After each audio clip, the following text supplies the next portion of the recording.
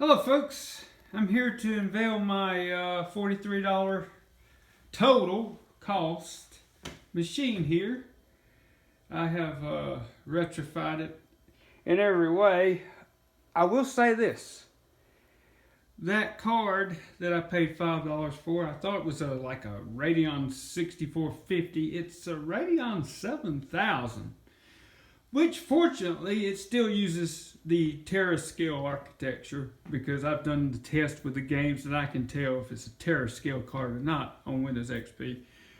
And it sure is. It does a great job. 3D Mark 2000, it allowed me to run any resolution that monitor can support, which some of my more powerful systems, I've had issues being able to run real high resolutions on them for some odd reason. But for some reason, this little card does the trick. But anyway, yeah, here we go. I have ran all the updates I can as far as the DirectX, Visual C++, everything.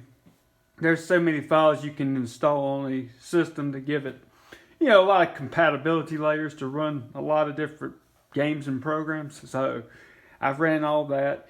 I've got the boot skin loader on it. I've got the inexperienced patcher.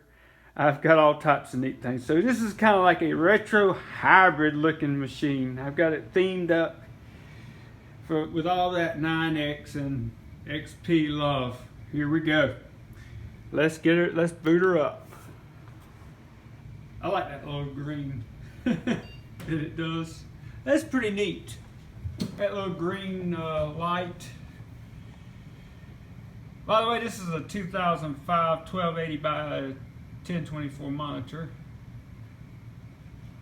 And yeah, I have to do this to get the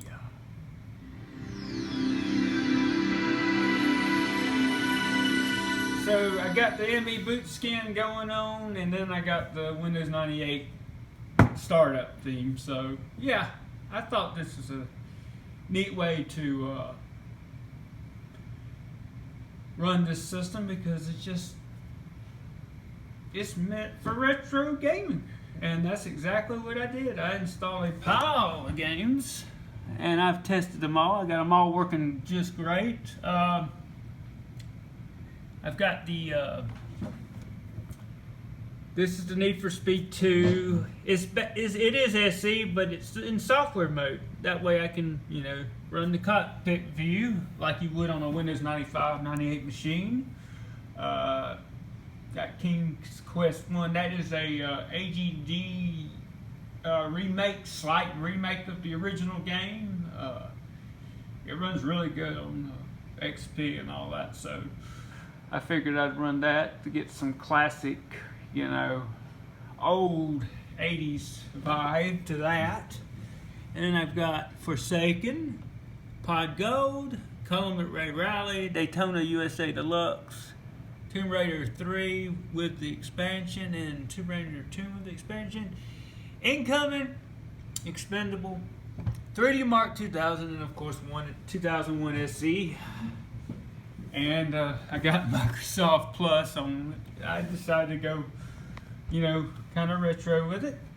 I like this theme, and I was very happy with the results that a $43 total cost PC would deliver. I mean, to be honest with you, okay, to put it in perspective, I spent $400 back in 2004 on a Celeron D system. It was an E-Machines, but it was one of the mid-tower, well, not mid-tower, but kind of small tower PCs, but it was full size. So you put like a full-size graphics card and all in it. And I was rocking a NVIDIA FX 5500 PCI card, because that's all it would support was PCI. So I was stuck on Windows. I think it was Service Pack 2 back then, and I was gaming. I remember playing games like Guild Wars at 20 frames a second. And Doom 3, forget about it. It was horrible. That Celeron D was pathetic. But this Conroe Celeron is significantly better. I can tell it could run Guild Wars fairly decent. I can tell the little Radeon card I paid $5 for can run it a whole lot better than FX 5500. So, you know, I'm just happy with the results. It kind of gives me kind of a vibe of that era again, but yet in a much smaller, much quieter. I mean, this thing's whisper quiet. I love that. I love having a whisper quiet system that is, quite frankly, much more powerful than the system that I had back then. So we'll do some tests. I'm gonna launch Need for Speed. This is awesome. I love playing this version because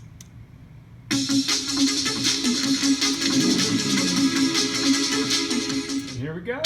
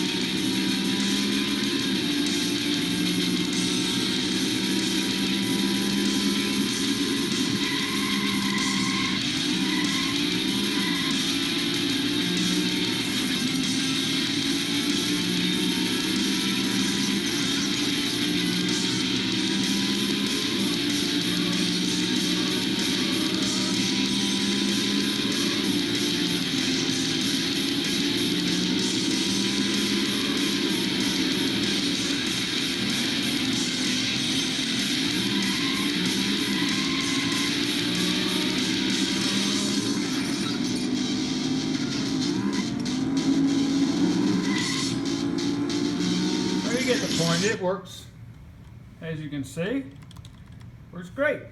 So,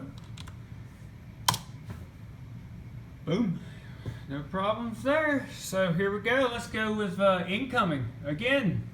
NVIDIA, you can't run that with the HUD properly on anything past a Riva TNT2. Well, I got news for you. Those later Terrascale cards figured out a way to get that legacy compatibility right back into that game, because I've actually done tests. One side note here is that incoming, I've tested it on Windows 2000 with like an X1300 Pro, the older pre-Terrascale cards and older drivers. It didn't render it properly. So I'm like, well, that's strange, because why would these older ATI cards not render it properly, but the last Terrascale cards, the 4005 and 6000 series, render it just fine? I cannot answer that. That's just one of those mysteries. For the record, I am running the Catalyst 13.4, not the 14.4, not the final, but the 13.4. It works great with this card, so I get the control center and get the proper options that I need, and it seems to work great. So here's incoming.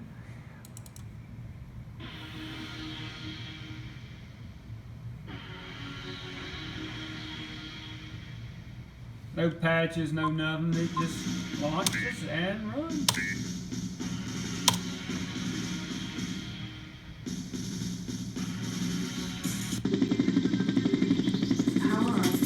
See the HUD?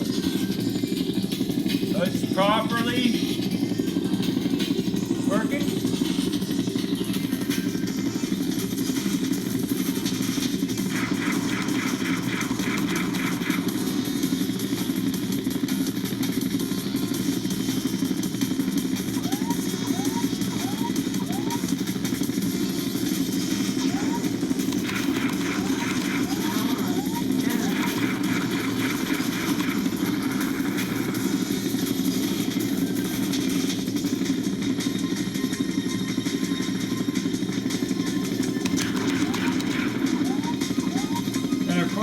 XP you can't use DG Voodoo to do the hood correction and all. So this is native working, you know, it's not working with any tricks or patches or programs.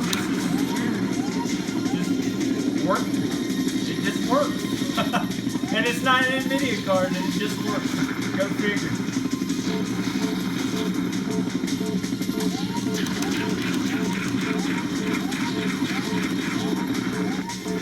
Oh, I died. Oh well.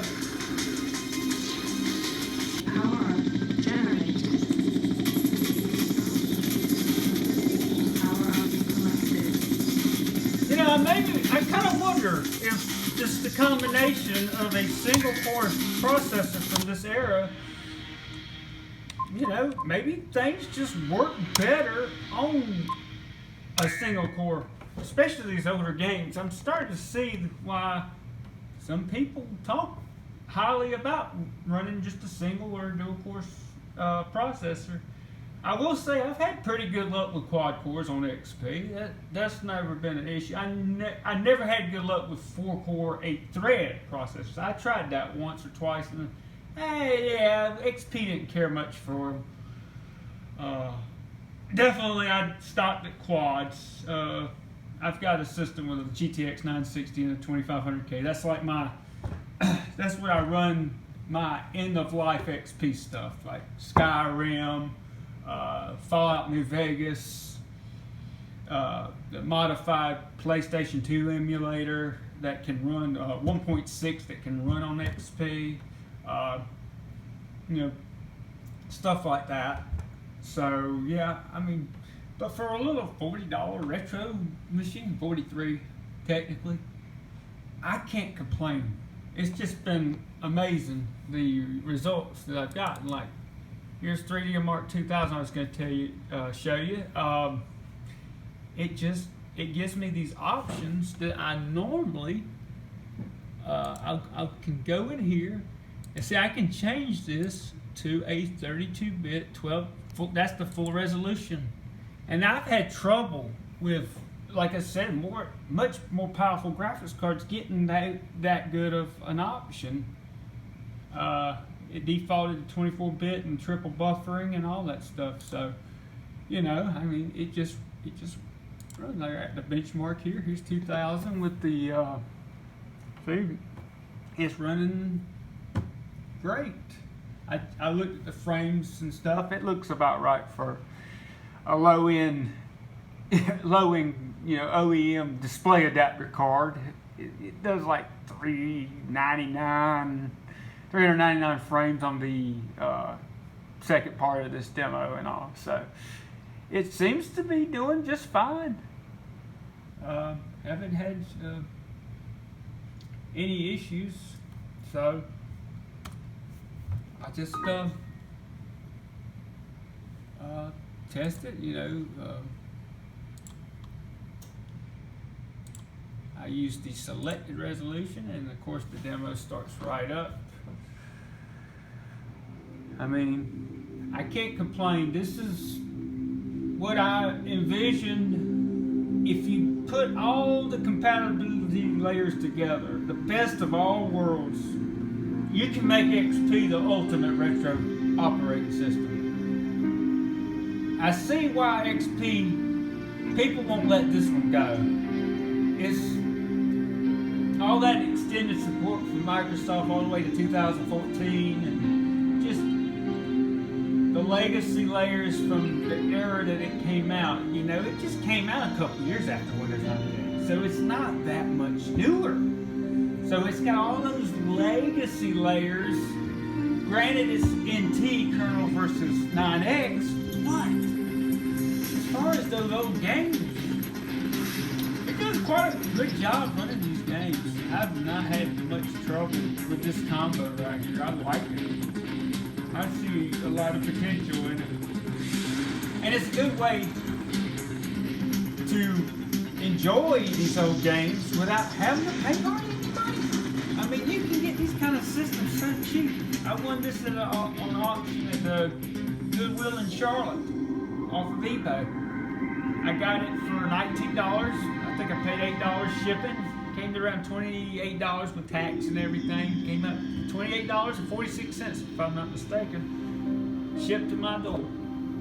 I pop a $5 graphics card I bought from on eBay from, I think that place, there's a seller in Texas I bought some motherboards from, and he happened to have some of these old 6405 cards, which are actually classified according to GPU-Z as a 7000 Radeon 7000 card.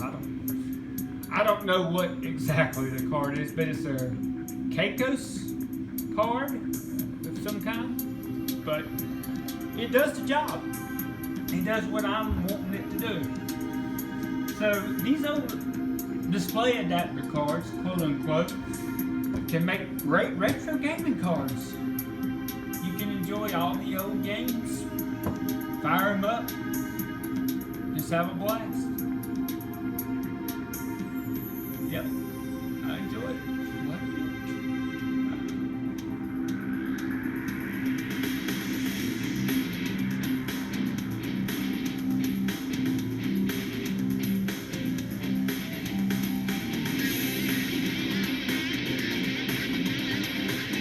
Now, one thing I do wonder sometimes is if this demo is a little slower in places than it would be on older era-appropriate operating systems. But from what I can tell, it's not that big of a difference. Not that big of a deal. Yeah.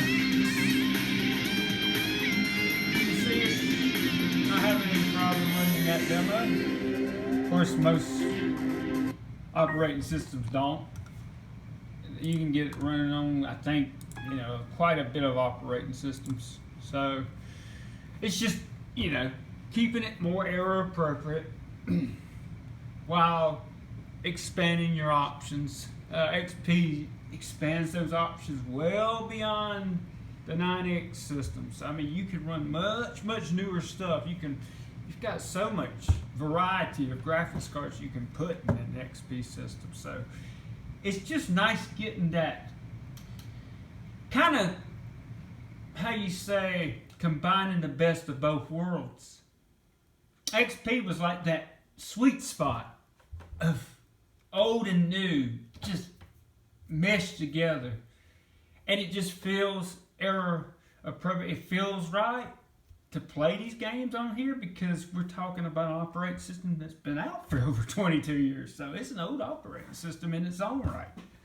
So, but yeah, I mean, I enjoy it. I mean, these games, they just pop, they just run, and they render correctly. I was having trouble in 2000 with this one, as far as not it launching and playing, but like on the start screen. I'll show you right here. I'm gonna speed up to this.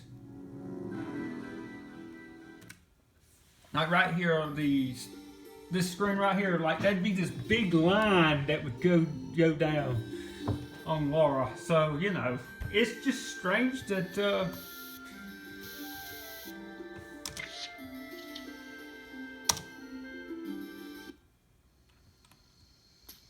we go.